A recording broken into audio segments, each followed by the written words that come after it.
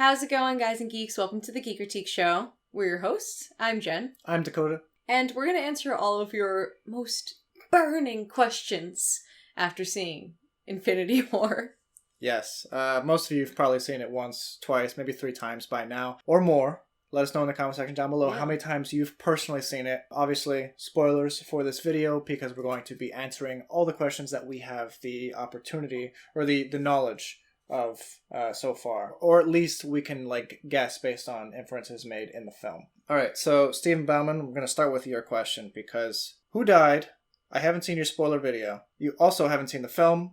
And no. Leave now. Sir. Leave now. I don't care what time it is. There's a showing somewhere. Go watch the movie. No. But next. We appreciate you trying. Next is a question that I've been asking myself, but I haven't seen an answer online, and I think the answer is pretty obvious. Where is Korg and Valkyrie? Characters that were introduced in Thor Ragnarok and became fan favorites, and then they just weren't on the Asgardian ship. I think it's a really easy answer, and they answer it twice in the film. In the very beginning, we actually see 3 ships. There's Thanos' ship attacking 2 other small ships, and one of those ships leaves off screen. And then the one that is that Thor is on doesn't, obviously. That gets destroyed. And then Thor even says at some point, half of my people were killed. Yeah, on the Guardian ship. He actually says, half of my people were killed. So most likely Korg and Valkyrie are still alive. Pretty much anyone who you didn't see die is still subject to be alive. Yeah, subject to be alive, but that doesn't mean that they are alive. Right, I have a feeling that a lot of the deaths might be kind of mentioned almost in passing. I'm sure they'll get a little bit more recognition, but almost kind of like how Thor just casually explained that he and Jane Foster broke up. Okay, that makes sense. That's kind of how I picture it being I picture it being like Infinity War a bit later, and it being well, these people aren't around anymore. Lyndon Hinkle, you asked, where is Hawkeye and did he disappear somewhere? I'm going to throw Ant-Man in the mix too because those are the 2 biggest characters that we didn't see pop up. Both have been in either the previous Avengers films or the Captain America Civil War that we just had 2 years ago. It is said at some point during the film that they took the plea deal and that they're under house arrest, spending time with their family. I think after this, both of them will be affected somewhat in Infinity War and they'll have to come out of their house, basically. Yeah, I feel like the main reason why Hawkeye isn't doing this anymore is because he wants to be with his family, which is great for him. But I have a feeling that somebody in his family, probably his wife or some of his kids, will turn to dust, and that's what will motivate him to come back and fight. You Betcha, you also asked, how will they introduce Ant-Man and the Wasp and then Hawkeye into what's going on? I'm assuming end of the Ant-Man and the Wasp or an end credit scene, but how would you include Hawkeye at all? I think I misunderstood this question when I first read it. I thought you meant, will Hawkeye be included in Ant-Man and the Wasp? Yeah, I really don't know. I feel like at the end of Ant-Man and the Wasp, we're going to get a scene where they either come out of the quantum realm and the entire world is in chaos because of the events of Infinity War. Yeah, that's kind of what I pictured happening, and we had talked about just them coming out and it just being utter chaos, and then that kind of transitions in. And I think Hawkeye will come back. I don't know in what film necessarily, but I think... What's the lineup? What film do you picture him coming back in? He's definitely in Avengers 4. Yeah. But we don't know if he's in Captain Marvel or Ant-Man and the Wasp. So yeah, he kind of has to be in one of those, right? He could. I could picture him more in Captain Marvel's side because she has worked with S.H.I.E.L.D. in the past, presumably. Yeah, that's true, actually. Okay. So, did you ever see that really old movie, Aliens? Fox owns Aliens. Could this have been a very subtle hint that the deal is done, or closer than we think? I don't know. I think this was filmed before any of that happened, so it's really hard to say. I mean, obviously they can make scenes or change scenes later or in post or in pickup shots. And they also did mention Footloose by name, so that's owned by Paramount, I believe. Yeah. So clearly that's not a part of this. They could mention other films. It may be a hint, but it's not enough to really settle the issue. Marvel Boy, you ask, how did Red Skull survive that long? Does he eat? I have a really interesting theory. I think he kind of just walked around lifting rocks and just eating bugs. Grub. grew up like Timon and Pumbaa and Simba. He's like walked around, he's like lifting logs. Like, what else was he freaking doing for that long? Was he just standing there? A lot of water on that planet. I'm sure there's probably like little fish in those little ponds. Yeah, I don't know. He was munching. But Dakota has a much better theory. Yeah, I'm pretty sure he is basically his existence is basically a suspended reality guarding the Soul Stone. I think the Soul Stone obviously has the ability to keep him alive because it is literally the determining factor between life and death. I'm pretty sure that's the answer. That he has just been staying alive. That is, he's been cursed because of that. Trey Pacer, will Gamora's death be reversed? What do you think, Jenn? We had talked, at length about this after we first watched the film, because obviously we know some people are going to be brought back, but how do we define, like, where is the line drawn of, like, these people, yes, these people, no? And the guidelines that we kind of came up with, that are not canon, but what we think might happen, are whichever people's death had to do directly with the Soul Stone. So that would rule out Loki and Heimdall. But it's hard to say for Gamora because she did not die at the hands of the stone. She died as a sacrifice for the stone. But at the end of the film, Thanos did see her in what could have been that soul realm. Yeah. So it's like, does that mean she can come back? Or, what's the scoop? Yeah, I think we have to talk a little bit about the soul realm in general. TW Gaming, you had a good question. Do you think the characters at the end really died, or could they have possibly gone into the soul world? I think definitely. Yeah. I think, yes, it is, by our definition, death to the characters that are involved, but by definition of what the Soul Stone actually accomplished, I think it's more of a transportation from our reality or our dimension into the soul world or realm or dimension, whatever you want to call it, whatever the MCU decides to call it. Mm-hmm. But I definitely think that there is obviously a chance that all these characters are coming back. And the reason I say that is because it would be box office suicide to kill off several new characters that just made huge movies in one fell swoop. Like Black Panther and Spider-Man. There's no way those characters are going to stay dead. There will be some ramifications, obviously. I think like Thanos' sacrifice of Gamora, someone has to sacrifice themselves for the rest of the people who died. And in the Sanctum Sanctorum, there's a scene where they're talking about we don't trade lives, but I think they might have to. This is a question we asked ourselves after the first showing, and it didn't hit us until the second showing, but how does Rocket have everything to lose? Thor says something along the lines of, I have nothing left to lose. But this Rocket is my question, by the way. Yeah, Rocket goes, well, I do. I have everything to lose. Yeah, and he kind of mumbles it as he walks away, and then he loses everything. And I'm a bit worried, and I guess that's where all my questions lie. Not all of them, but like a lot of them. Is like, what, like, Rocket has no family now, and I feel like he kind of needs them in order to not... just, like, to be stable, you know what I mean? Yeah. And then how is he going to integrate into, like, a new team, so to speak, when he's totally not a team player, but his whole team was composed of non-team players, so they worked so well together. And I'm very worried for him. I'm very worried for Rocket. He's one of my favorites. I feel like if they have a plan... he'll, like, go along with it to get his family back. Yeah. But there's definitely, like, foreshadowing in that moment where he's like, time to be the captain now. It just breaks my heart. It does. He literally, all the Guardians of the Galaxy besides him died. That was really tough to watch. Yeah. Agim Sherdho, is Adam Warlock cool or not? I think at this point, we haven't seen him in the MCU. In the comics, yeah, he's pretty cool. In the MCU, all we've seen is his cocoon. I mean, that was pretty cool, though. We don't know if he's going to be showing up in Avengers 4 or Guardians 3, but if it's going to be Guardians 3, it's going to be after Avengers 4. So, likely, he might not even show up, even though he's a big character in... What? Infinity Gauntlet. No, he'll be there. He'll be there in Avengers 4. There he is. Michael Prescott Jr., how do Tony Stark and Nebula get off Titan? That is true, because they were left there by themselves. Yeah, so I think Adam Warlock's going to swoop through. It's possible. Him and his golden band of golden people. The Sovereign. How the heck else are they going to get off?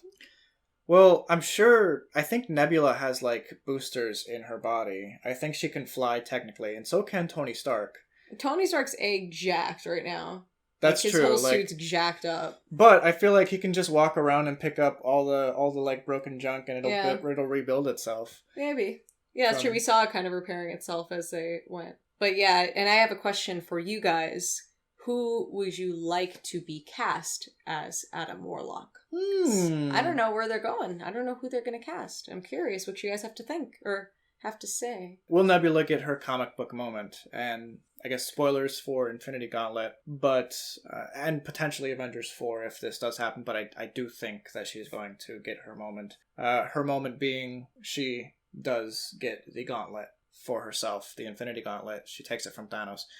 It would make thematic sense for her story arc to be the one to kill Thanos. And I think she's the last person he thinks that'll be able to actually stop him. In that moment, Thanos is probably going to be like, my daughter, or like... try to say what he thinks she wants to hear. No, I think...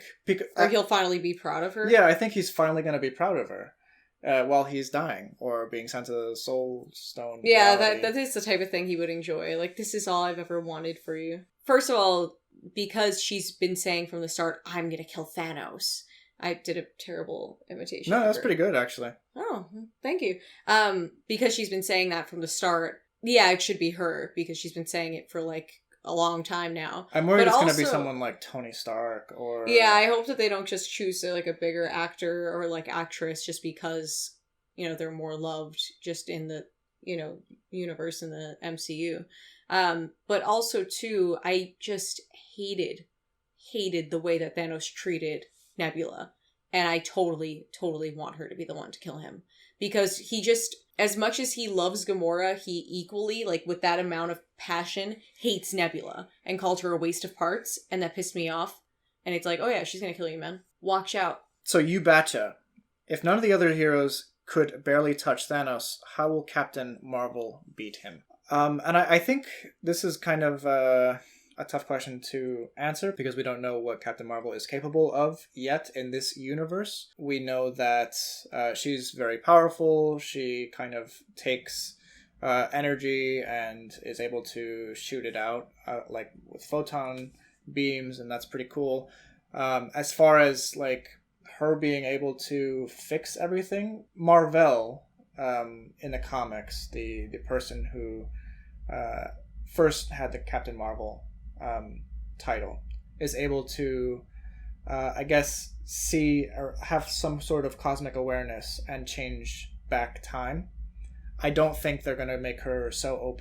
I think it's a bad idea to make a God in the Machine type moment where yeah, that's true actually. Same for Adam Warlock. I don't want them to just, this new guy's here and he's going to save the day. Yeah, that would be super... It would be a cop-out, I believe. So I think in conjunction with everyone else, she's going to help them prevail. Emily Osmeyer, how is Shuri going to cope with her brother's death, becoming Queen of Wakanda, and the world's new crisis of half the population disappearing? As far as how she's going to deal with the crisis of half the population disappearing, I think just as well as everyone else will, because there's really no preparing for that. Yeah. There are no like implementations in government for something like that to happen. And I don't know that there would be in Wakanda. Obviously, I think the tribes will have to battle each other out, and she would be the, I guess, runner-up. Yeah, she would the representative of Wakanda. She would represent Wakanda for the time being until someone else takes her place. I just wonder if they'd have like one of those scenes where she has to fight, like T'Challa did, and how she would do with something like that. Because as much as I would love to see her like come up with a bunch of like scientific ways to win that battle, I don't think she would be allowed to do that. So yeah, I wonder. Speaking of Shuri, Larry W says, was Shuri able to download a copy of Vision's self in time before he died, and will he be revived by Shuri in the next one? We know Vision is pretty much all there. His body is still there in Wakanda. And I have a feeling Shuri's going to do something like, I made a backup. And they're able to somehow bring back most of Vision's personality, but not all of it. I don't know if that's going to be, that might be taxing for Wanda, even though Wanda's not currently alive. Yeah, she's not even there, so. But she's going to come back. She's just yeah. Why would that be more taxing for her, though? If he doesn't have the same personality? Oh, I don't know, because, like Bruce mentioned, Vision is kind of like a conglomeration of all of these different minds that could work together. Most of the best parts of Vision are still there without the Mind Stone, as he said. So I do think that was kind of saying they can bring him back, and it's kind of cool that, Thanos actually brought his body back, which could ultimately lead in his destruction, or lead to his destruction. Yeah. Yeah, I don't know. I don't know about his personality changing necessarily. We'll see. If you take away a fifth of my personality, or who I am, I would be a different person. Yeah, that's true. And Sophie Cussin, why? Tears. Agreed. Why is Gamora? Yan Denat, will the Hulk come out of his shell to fight in Avengers 4? And is this the 1 in 14 million outcome that Doctor Strange mentioned? Is this how they will win in the end? Yes. Hulk is definitely coming out in the next one. They can't get away with doing that again. Yeah, not for 2 films, I don't think. I think that would be like a bigger build-up, and that would be like the climax of his story arc, I think, as a character. I think that would be really interesting. This is definitely Doctor Strange's. He wouldn't have given away the Time Stone if it wasn't. Yeah, because he said earlier in the film, if it means your 2 lives versus the stone, know that I'll always choose the stone. Because that means everyone else's life. Yeah. Right? And so I think that ultimately he is working towards the survival of humanity as a whole. So that is what he was giving up the stone for. He's not that short-sighted. Did Star-Lord ruin everything when he when he stopped them from taking the gauntlet off? I don't think so. I think that is part of the 1 in 14 million, because Doctor Strange could have very easily teleported him away to stop him from continuing antagonizing. There's a reason Doctor Strange didn't say anything to anyone. Yeah, he was just kind of doing his own thing for a bit. Yeah. He even says to Tony, this is the only way. This is definitely part of his endgame. We're entering the endgame. And I have a feeling Avengers 4 might actually be called Avengers Endgame, because that would be cool. An epic title. And they've actually set it up really well, because in previous films, I think Iron Man said something along the lines of, I've seen the Endgame. That would be really cool. Wasn't that Stephen Strange's last words, we're in the Endgame now, or something like that? He says we're in the Endgame now, before he says this is the only way, and then he turned to dust. Oh, so frustrating. Could Doctor Strange have set up a time loop? I think this is an interesting theory, because if you notice, when he gives the time stone to Thanos, he doesn't touch the stone. It's already glowing, and he's touching the aura, basically. And then he sends it to Thanos, and Thanos doesn't actually touch the stone. He touches the glowing bit. And he's looking at it strangely, because he thinks it's a trap. But he puts it in his gauntlet anyway. Yeah, that's true, and he says no tricks, right? Yeah, no tricks, and then, no tricks. But obviously, there's a plan in motion that only Doctor Strange can potentially see. Also, I think if Doctor Strange is in the soul reality, who better to understand the makeup of dimensions than the person who is, a dimension hopper. Yeah, he hops dimensions. He protects the reality that is, the present day. Who, I feel like he would even know about this reality by now. Yeah, it's true, actually. Yeah, I really like that scene, actually, where it's, the little star, and then he actually pulls, the time stone almost in front of it. It looks like the star is the time stone, but then when he moves his hand, the star is still behind it. I think that's really cool. And that's true that Thanos kind of does give it a little look like that. And that it's glowing beforehand, so I wonder if that means that it was, actively being used, if that's what it meant. And for the last question, what happens when you call Captain America's cell number that is featured in the movie, which is 678-136-7092? Your call cannot be completed as dialed. Aww. Please check the number and... I mean, he's still alive. I don't know what the big deal is. He's probably getting a lot of prank calls. He probably is. It's disconnect this. My goodness. Who put my number in this movie? I picture him taking his flip phone and chucking it into the Hudson. Oh well, so that's what happens when you call Captain America's number. So what did you think of our answers to your questions? And do you guys have any other questions that you'd like to ask in the comment section below? We'd love to keep the conversation rolling. And, it's been really cool kind of thinking from everybody else's perspectives too, and coming up with some really cool ideas that we might not have conceived on our own without talking to you guys. So it's been fun. Thank you guys for chiming in and giving us some of your questions. And let's keep the ball rolling down in the comments section. If you like this video, please be sure to hit the thumbs up button and hit that big spinny thing if you want to subscribe to our channel. And you can check out some of our brand new merch down there. Some of you guys have been sending us pictures of that, and that's pretty cool. Yeah, that was awesome. Thanks, guys. Have a good one. Bye.